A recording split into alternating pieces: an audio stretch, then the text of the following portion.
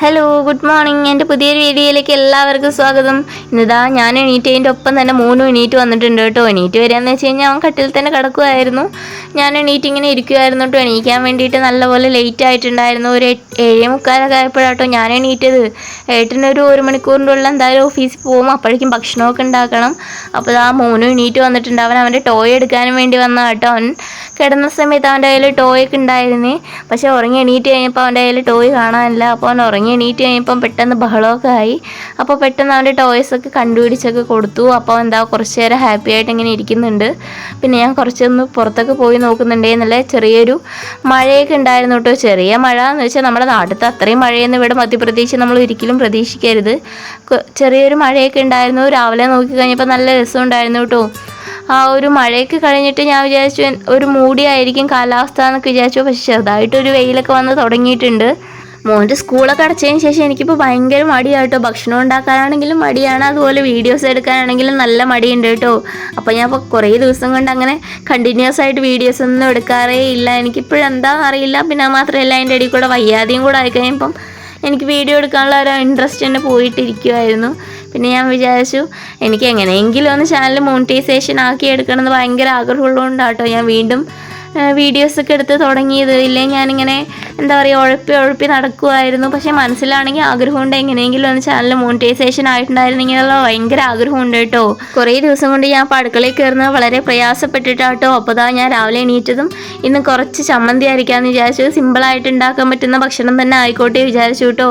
അപ്പോൾ ഞാൻ ഒരു ചീനച്ചട്ടിക്ക് കുറച്ച് ഓയിൽ ഒഴിച്ചിട്ട് കുറച്ച് ഉള്ളിയും ഒരു 4-5 ചെറിയ ഉള്ളിയൊക്കെ ആയത് കാരണം ഞാൻ ഒരു 4-5 ഉള്ളിയൊക്കെ എടുത്തിട്ടുണ്ട്. അപ്പോൾ അതിൻ്റെ ഇടയിൽ കൂടെ മോന് ഉപ്പിൻ്റെ പാത്രത്തിൽ വെള്ളമൊക്കെ ഒഴിച്ച് വെച്ചിട്ടുണ്ട്. എന്നിട്ട് അതിൻ്റെ ചുറ്റും ഒരു റബ്ബർ ബാൻഡൊക്കെ ഇട്ട് വെച്ചിട്ടുണ്ട് കേട്ടോ. ആ ഒരു കുപ്പീൻ്റെ ചുറ്റും റബ്ബർ ബാൻഡൊക്കെ ഇട്ട് വെച്ച് അതിനകത്തുള്ള സ്പൂണൊക്കെ എടുത്തുകൊണ്ട് പോയിട്ടുണ്ട് കേട്ടോ. ഇനി അതൊക്കെ ഒന്ന് കണ്ടുപിടിക്കണം. എൻ്റെ കുപ്പികളുടെ ഏതിൻ്റെയും സ്പൂണ് കാണാതായിട്ടുണ്ട് ഈയിടെയായിട്ട്. ഉള്ളി വഴറ്റി വരുന്ന നേരം കൊണ്ട് ഞാൻ പെട്ടെന്ന് കുറച്ച് ഗോതമ്പ് ദോശയ്ക്കുള്ള മാവും കൂടെ എടുത്ത് കലക്കിയിട്ടുണ്ട് കേട്ടോ. ഗോതമ്പ് പൊടി എടുത്ത് കലക്കി വെച്ചിട്ടുണ്ട്. ആവശ്യത്തിനുള്ള ഉപ്പൊക്കെ ഇട്ട് കൊടുത്തിട്ടുണ്ട് കേട്ടോ.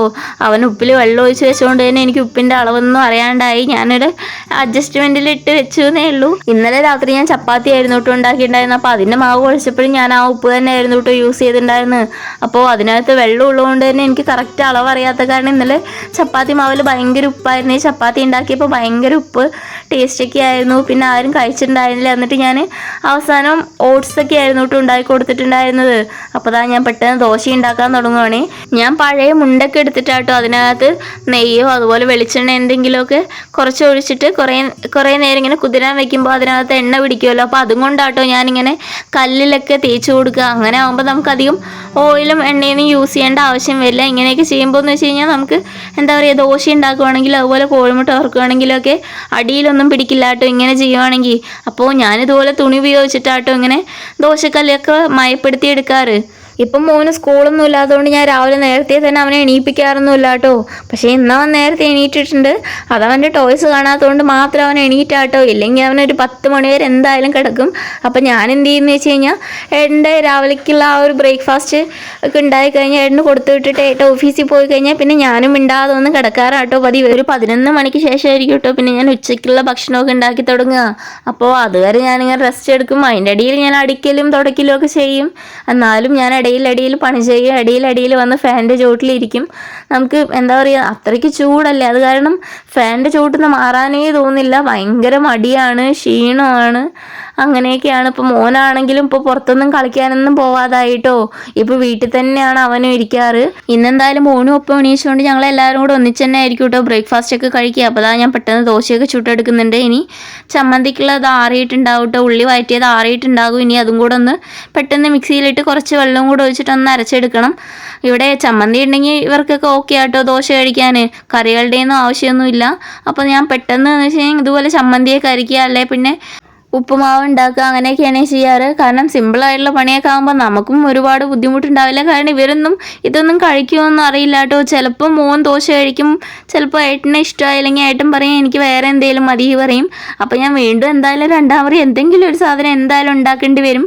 അപ്പോൾ ഞാൻ പെട്ടെന്ന് അതുകൊണ്ടാട്ടോ ഞാനിങ്ങനെ ഗോതമ്പ് ദോശ തന്നെ ആക്കാൻ വിചാരിച്ച്. എനിക്ക് എപ്പോഴും ഇങ്ങനെ വെറൈറ്റി ആയിട്ട് എന്തെങ്കിലുമൊക്കെ ഉണ്ടാക്കാനുള്ള മൂടൊന്നും വരാറില്ല. എന്തെങ്കിലുമൊക്കെ ഇതുപോലെ മൂഡ് വന്നു കഴിഞ്ഞാൽ പിന്നെ ആ ഒരാഴ്ച മൊത്തം ഞാൻ എന്തെങ്കിലുമൊക്കെ സ്പെഷ്യലായിട്ട് ഉണ്ടായിക്കൊണ്ടേയിരിക്കുവേ. ഞങ്ങളുടെ വീട്ടിലെപ്പോഴും എന്തെങ്കിലുമൊക്കെ കോമൺ ആയിട്ടുള്ള ഭക്ഷണം തന്നെ ആയിരിക്കും കേട്ടോ ഉണ്ടാക്കുക. നമ്മളെപ്പോഴും കഴിക്കാറുള്ള ഭക്ഷണം, നമുക്ക് എപ്പോഴും എന്താ പറയുക ഇഷ്ടമുള്ളതും അതുപോലെ പെട്ടെന്ന് ഉണ്ടാക്കാൻ പറ്റുന്നതായിട്ടുള്ള ഭക്ഷണം തന്നെ ആയിരിക്കും കേട്ടോ ഞാൻ അധികം ഉണ്ടാക്കുക. എന്തെങ്കിലുമൊക്കെ പരീക്ഷണത്തിന് നിന്ന് കഴിഞ്ഞാൽ എന്തായാലും ഏട്ടൻ കഴിക്കില്ല. പിന്നെ മോൻ എന്തായാലും അതിൻ്റെ കളർ കണ്ടു കഴിഞ്ഞാലേ ഞാൻ തൊട്ട് നോക്കില്ല കേട്ടോ. അങ്ങനെയൊക്കെയാണ് അവർ. കോമൺ ആയിട്ടുള്ള ഭക്ഷണമൊക്കെ ആണെങ്കിൽ മോനാണെങ്കിലും പെട്ടെന്ന് എടുത്ത് കഴിക്കാൻ തോന്നും കേട്ടോ. അതുപോലെ പുതിയതായിട്ട് എന്തെങ്കിലുമൊക്കെ ഉണ്ടാക്കുകയാണെന്നുണ്ടെങ്കിൽ അവൻ പറയും അമ്മ എനിക്ക് വേണ്ട. അവൻ കാണുമ്പോഴേ പറയാൻ തുടങ്ങും അമ്മ എനിക്കത് വേണ്ട എന്ന് പറയും.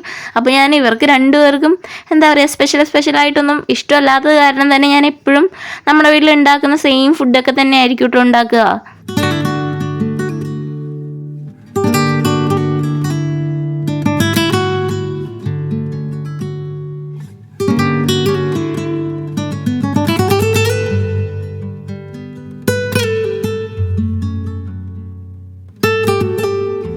അപ്പോൾ ദാ മധ്യപ്രദേശിലും ഞാവൽപ്പഴത്തിൻ്റെ സീസണൊക്കെ തുടങ്ങിയിട്ടുണ്ട് കേട്ടോ. അപ്പോൾ നമ്മുടെ വീടിൻ്റെ ഫ്രണ്ടിലത്തെ മരത്തിലത്തെ ദാ ഞാവലൊക്കെ പഴുത്ത് താഴെ വീണ് തുടങ്ങിയിട്ടുണ്ട്. ഇനി ഇവിടെ അങ്ങനെ തത്തമ്മകളെ കൊണ്ട് തല്ലായിരിക്കും.